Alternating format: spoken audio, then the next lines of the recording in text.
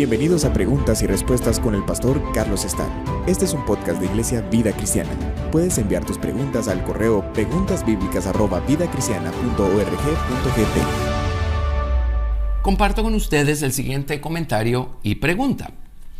La Biblia indica que los dos testigos que vendrán después del arrebatamiento a la tierra serán Enoc y Elías, quienes fueron llevados por Dios en carrozas de fuego al cielo y que deben morir aquí en la tierra, ya que está establecido que el hombre muera una sola vez y luego el juicio. ¿Qué pasará con los que seremos arrebatados en la venida del Señor Jesucristo por su iglesia? Si al igual que Enoc y Elías seremos llevados en cuerpo al cielo. Aclaremos algunas cosas. Es una excelente pregunta. La Biblia no dice explícitamente que son Enoc y Elías los dos testigos que van a venir a la tierra, pero implícitamente y efectivamente sí se trata de Enoc y Elías. Vamos a leer la porción acá en Apocalipsis capítulo 11. Ahora, de Elías sabemos cómo fue llevado al cielo en carroza de fuego. De Enoc, pues no sabemos cómo fue llevado al cielo, solo dice que Dios se lo llevó, porque Enoc caminó con Dios. Pero en fin, dejando esos detalles a un lado, tratemos de dilucidar esto, porque entiendo implícitamente que la pregunta es si nosotros, después de ser arrebatados como Enoc y Elías, tenemos todavía que volver a la tierra y morir, porque todos tienen que morir. Veamos tal vez esa cita de primero. En Hebreos capítulo 9, verso 27 dice: y de la manera que está establecido para los hombres que mueran una sola vez y después de esto el juicio, así también Cristo fue ofrecido una sola vez para llevar los pecados de muchos y aparecerá por segunda vez sin relación con el pecado para salvar a los que le esperan. Aquí tenemos la cita en el libro de Hebreos, capítulo 9. Está establecido que los hombres mueran una sola vez y después de esto el juicio. Ahora, este versículo es el que nos ayuda a entender quiénes son o cuál es la identidad de los dos testigos. Apocalipsis 11, verso 3 dice: y daré a mis dos testigos que profeticen por 1260 días, o entre paréntesis 3 años y medio, vestidos de cilicio. Estos testigos son los dos olivos y los dos candeleros que están en pie delante del Dios de la tierra. Otro paréntesis acá.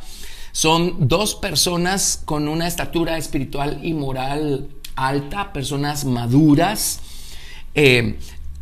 Si nos vamos al Salmo 52, verso 8, vamos a descubrir que Dios a David también lo consideraba un olivo. Y en el Salmo 132, verso 17, a David también lo consideraba una lámpara o un candelero. Así es que por supuesto que está hablando de personas, ¿verdad? Personas con una estatura espiritual y moral maduras. Estos testigos son los dos olivos y los dos candeleros que están en pie delante del Dios de la tierra. Sigo leyendo pues. Si alguno quiere dañarlos, sale fuego de la boca de ellos y devora a sus enemigos. Y si alguno quiere hacerles daño, debe morir él de la misma manera. Estos tienen poder para cerrar el cielo, a fin de que no llueva en los días de su profecía. Y tienen poder sobre las aguas para convertirlas en sangre y para herir la tierra con toda plaga, cuantas veces quieran. Y otro paréntesis y comento. Por este versículo es que muchas personas creen que los dos testigos son Elías y Moisés. Pues Elías cerró los cielos, si se recuerdan, por 3 años y medio, precisamente en tiempos del rey Acab. Y Moisés convirtió las aguas en sangre, que fue una de las señales que hizo Dios a través de Moisés allá en Egipto, antes que salieran libres los israelitas de Egipto. Así es que si nos vamos a estas señales, aparentemente apuntan a Elías y a Moisés, pero tenemos un problema si metemos a Moisés aquí en el cuadro. Ahorita sigo leyendo y vamos a ver dónde nos metemos en un problema si seguimos pensando que es Moisés uno de los dos. Cuando hayan acabado su testimonio, la bestia que sube del abismo hará guerra contra ellos y los vencerá y los matará. Y sus cadáveres estarán en la plaza de la grande ciudad, que en sentido espiritual se llama Sodoma y Egipto, donde también nuestro Señor fue crucificado. Y los de los pueblos, tribus, lenguas y naciones verán sus cadáveres por 3 días y medio y no permitirán que sean sepultados. Y los moradores de la tierra se regocijarán sobre ellos y se alegrarán y se enviarán regalos unos a otros. Porque estos dos profetas habían atormentado a los moradores de la tierra. Pero después de 3 días y medio entró en ellos el espíritu de vida enviado por Dios, y se levantaron sobre sus pies, y cayó gran temor sobre los que los vieron. Y oyeron una gran voz del cielo que les decía: subid acá. Y subieron al cielo en una nube, y sus enemigos los vieron. Muy bien, ¿dónde nos metemos en un problema si metemos a Moisés aquí en el cuadro? Moisés sí murió. La Biblia dice que Moisés murió, ¿cierto? No encontraron su cuerpo, pero murió en el monte Nebo, antes que el pueblo de Israel atravesara el río Jordán comandados por Josué. Literalmente dice que murió.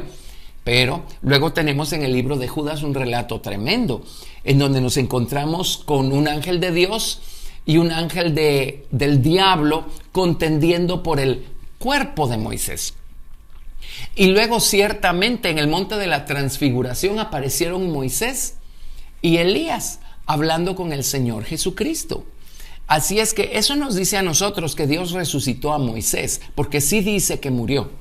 Pero si estaba en el monte de la transfiguración y puesto que tenemos este relato en el libro de Judas, tenemos que concluir sanamente que Moisés fue resucitado. Y hace sentido que Moisés y Elías estuvieran hablando con Jesús en el monte de la transfiguración. La Biblia dice que hablaban de su partida. En otras palabras, Dios lo hizo para asegurarnos a nosotros que solo hay 2 maneras de salir de aquí: o arrebatados o resucitados, si es que hemos muerto primero. Así es que Moisés murió. Y nuevamente, basándonos en lo que dice Hebreos capítulo 9, que está establecido que el hombre muera una sola vez. Entonces, y estos 2 testigos en Apocalipsis 11 vemos que los matan y al tercer día y medio resucitan. Entonces ninguno de los 2 puede ser Moisés, porque Moisés ya había muerto y Moisés no puede morir 2 veces. Las únicas 2 personas que encajan acá en este cuadro que no han muerto físicamente son Enoc y Elías, porque fueron llevados vivos al cielo. Así es que ellos encajan perfectamente bien en este cuadro. Son 2 personas con una estatura espiritual y moral tremendas. Dios los levanta, los trae a la tierra para que estén dando un testimonio poderosísimo de Dios, atormentando así al anticristo y a su gente con su testimonio, y luego pues los matan. Ellos sí pueden morir porque ellos nunca han muerto. Ahora, aquí no está quedando establecido un patrón para nosotros en el sentido de que si vamos a ser arrebatados, tenemos que regresar a la tierra para que nos maten o para que muramos de alguna manera. No. Cuando nosotros seamos arrebatados, el arrebatamiento obviamente quedará como esa grandísima excepción a aquellos que no van a ver muerte, sino que van a ser transformados en un abrir y cerrar de ojos y van a estar con el Señor para siempre. Ahora, hay un principio aquí tremendo, porque si la muerte es la puerta para la presencia de Dios, que de los arrebatados, bueno, eso a mí me dice que la gente que va a ser arrebatada es gente que experimentó un grado de muerte, un grado suficiente de muerte a su yo, a su orgullo, a su naturaleza carnal, a sus inclinaciones carnales. Gente que estuvo caminando con Dios y estuvo lidiando con su carne, estuvo mortificando su carne, hizo su tarea. Así es que en ellos operó la muerte del Señor Jesucristo, muerte moral, por supuesto, muerte espiritual, no muerte física, sino muerte a su yo, muerte a sus propios deseos, muerte a sus propias inclinaciones. En ellos operó suficiente la muerte del Señor Jesucristo. La muerte del Señor Jesucristo opera en nosotros, en nuestra salvación y en el bautismo en agua. En el bautismo en agua, claramente en el libro de Romanos, en el libro de Colosenses, se nos dice que somos muertos juntamente con Él cuando descendemos a las aguas del bautismo y resucitamos juntamente con Él cuando salimos de las aguas. Así es que no pensemos que es algo extraño que la muerte del Señor Jesucristo esté operando ya en la vida de un creyente. Por supuesto que sí.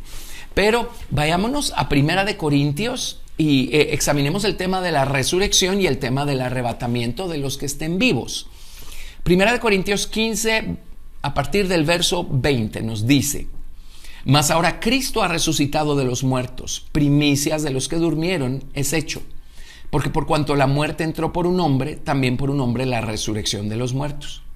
Porque así como en Adán todos mueren, también en Cristo todos serán vivificados, pero cada uno en su debido orden. Cristo, las primicias, luego los que son de Cristo en su venida. Luego el fin, cuando entregue el reino al Dios y Padre, cuando haya suprimido todo dominio, toda autoridad y potencia. Así es que aquí se nos está diciendo que hay un orden. La resurrección, la primera resurrección tiene diferentes fases, y en la Biblia encontramos que hay una primera resurrección, que es la resurrección de los justos, y esa tiene diferentes fases, y hay una segunda resurrección, que es la resurrección de los que queden después del milenio, cuando sea el juicio del gran trono blanco, y allí unos para vida eterna y otros para muerte eterna. Allí van a resucitar todos los hombres, y las personas injustas pues van a ser lanzadas al lago de fuego que arde con azufre. Así es que el Señor Jesucristo resucitó como primicia por la gloria del Padre. Tenemos pues el caso de Moisés, que fue resucitado. A él no le llaman primicia de ninguna manera. Tenemos este caso único, excepcional, a través del cual Dios quería darnos una lección a todos de cómo pues para salir de aquí tenemos que ser resucitados, y en el caso de Elías tenemos que ser arrebatados. Pero a Moisés no se le llama primicia. Así es que Dios hizo algo excepcional allí con Moisés. A Cristo se le sigue llamando la primicia. Primicias de los que durmieron es hecho. Luego, en la primera resurrección vemos diferentes fases, porque no podemos negar el hecho. El Evangelio de Mateo dice que cuando Jesús murió y resucitó, se vieron los cuerpos de muchos santos que habían muerto caminar por las calles de Jerusalén. Quiere decir que el Señor allí resucitó a varios. Y luego, por supuesto, cuando Jesucristo venga en las nubes por los vencedores, Él va a resucitar a los que ya hayan muerto, y va a transformar en un abrir y cerrar de ojos a los que estén vivos. Y luego, por supuesto, también hay un grado a esta primera resurrección. Cuando Cristo venga a reinar después de derramar sus 7 copas de ira sobre la tierra y se partan los cielos, y Él venga a derrotar al anticristo. Hay creyentes aquí en la tierra que están vivos, y el Señor va a tener que transformarlos para que ellos puedan reinar con Él 1000 años, junto con los que vienen con Cristo en sus ejércitos, montando caballo blanco y vestidos de lino fino. Así es que allí también el Señor tiene que hacer una obra transformadora. Y luego, pues, al final del milenio también habla de aquellos cuyos nombres sí están escritos en el libro de la vida, y aquellos cuyos nombres no están escritos en el libro de la vida. Así es que la primera resurrección tiene diferentes fases. La segunda resurrección solo tiene una, y es para perdición eterna, ¿verdad? Para el resto de la gente. Así es que si seguimos en 1 Corintios 15, les leo a partir del verso 35. Pero dirá alguno: ¿cómo resucitarán los muertos? ¿Con qué cuerpo vendrán? Necio, lo que tú siembras no se vivifica, sino muere antes. Y lo que siembras no es el cuerpo que ha de salir, sino el grano desnudo, ya sea de trigo o de otro grano. Pero Dios le da el cuerpo como Él quiso, y a cada semilla su propio cuerpo. No toda carne es la misma carne, sino que una carne es la de los hombres, otra carne la de las bestias, otra la de los peces, y otra la de las aves. Y hay cuerpos celestiales y cuerpos terrenales, pero una es la gloria de los celestiales y otra la de los terrenales. Una es la gloria del sol, otra la gloria de la luna, y otra la gloria de las estrellas. Pues una estrella es diferente de otra en gloria. Así también es la resurrección de los muertos. Se siembra en corrupción, resucitará en incorrupción. Se siembra en deshonra, resucitará en gloria. Se siembra en debilidad, resucitará en poder. Se siembra cuerpo animal o natural, resucitará cuerpo espiritual. Hay cuerpo animal y hay cuerpo espiritual. Así es que acá está Pablo describiendo pues el proceso de la resurrección, cómo tiene que haber una siembra primero. Y esa semilla que es sembrada tiene que morir para poder entonces levantarse y ser vivificada con vida nueva. Ahora, saltémonos hasta el verso 51, 1 Corintios 15, 51.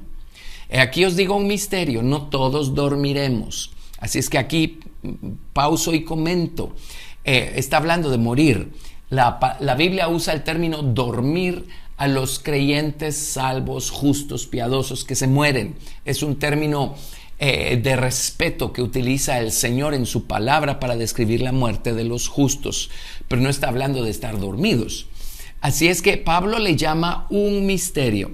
Así es que es un hecho. Hay personas que van a estar vivas cuando Jesucristo venga por ellas. Ellos no van a ver muerte. Así es que no tienen que regresar a la tierra como Enoc y Elías y morirse después. Eso ya no aplica, eso ya no existe. Ahora, esto a mí me dice algo tremendo. Sigamos leyendo y comento cuando termine de leer hasta el verso 55. Aquí os digo un misterio. No todos dormiremos, pero todos seremos transformados. En un momento, en un abrir y cerrar de ojos, a la final trompeta, porque se tocará la trompeta y los muertos serán resucitados incorruptibles y nosotros seremos transformados. Porque es necesario que esto corruptible se vista de incorrupción y esto mortal se vista de inmortalidad. Y cuando esto corruptible se haya vestido de incorrupción y esto mortal se haya vestido de inmortalidad, entonces se cumplirá la palabra que está escrita. Sorbida es la muerte en victoria. ¿Dónde está, oh muerte, tu aguijón? ¿Dónde, oh sepulcro, tu victoria?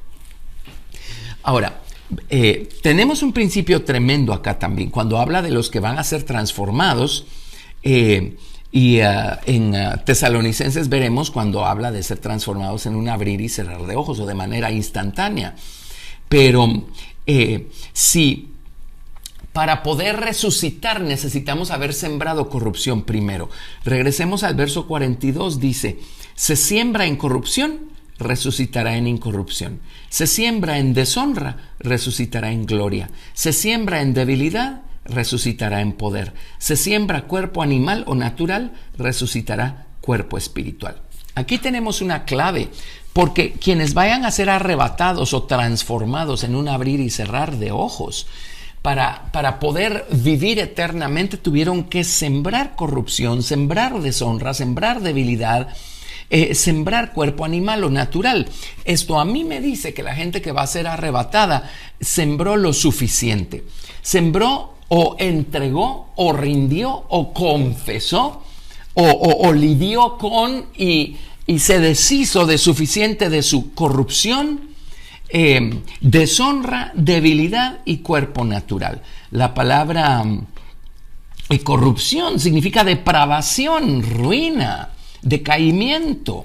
Y nuestro viejo hombre está lleno de depravación, pero hay personas que están entregándole su depravación al Señor todo el tiempo, pidiéndole al Señor que los limpie con su sangre, confesando, arrepintiéndose y buscando crecer en Cristo para que Cristo en ellos vaya poseyendo, vaya sojuzgando, conquistando y liberándolos de esta depravación.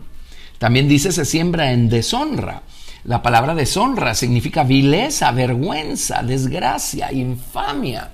Y eso es una descripción muy clara de la condición de nuestro hombre carnal, de nuestro hombre natural.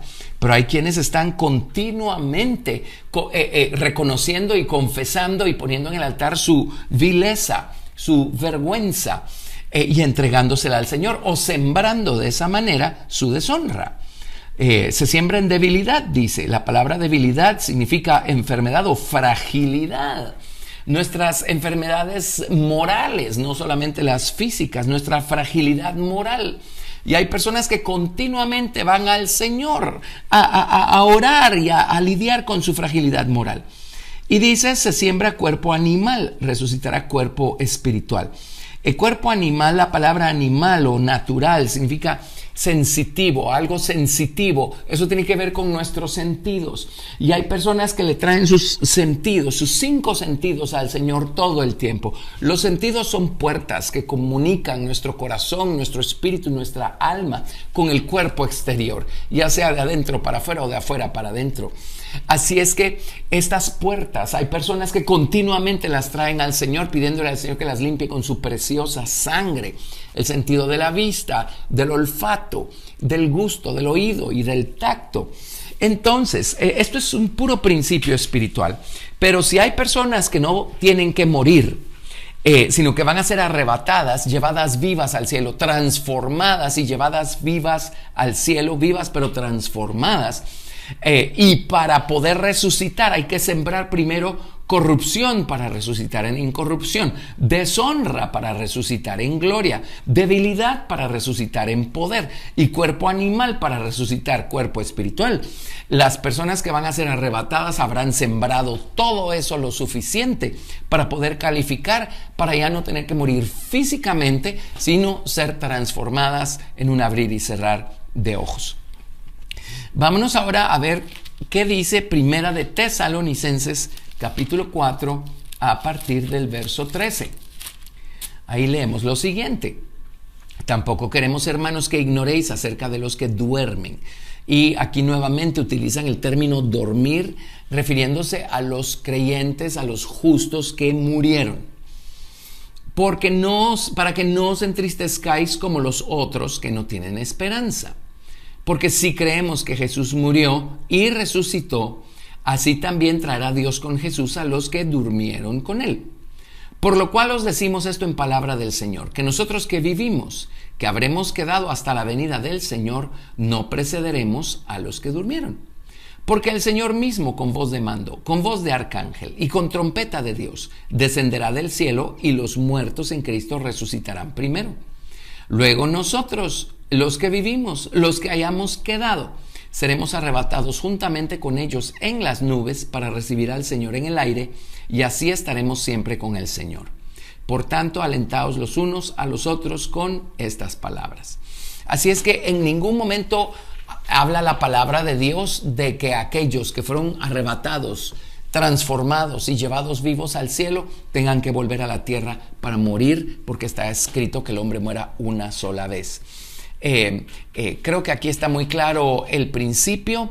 Una vez opere el poder de resurrección del Señor Jesucristo, ya sea en los vivos o en los muertos, nos vamos con Él. Así es que esta es nuestra esperanza, y la Biblia nos dice nuevamente, por tanto, alentaos los unos a los otros con estas palabras. Estas son cosas que tenemos que tener siempre en nuestra conciencia, y son las cosas que nos tienen que animar y motivar a vivir una vida recta y a buscar crecer en Cristo y a dejar que Cristo nos transforme, nos convierta y nos conforme a imagen suya. Gracias por escuchar Preguntas y Respuestas con el pastor Carlos Estal. Si deseas participar, recuerda enviar tu pregunta al correo preguntasbiblicas@vidacristiana.org.gt y no te pierdas el siguiente episodio, porque tu pregunta puede ser la siguiente a responder.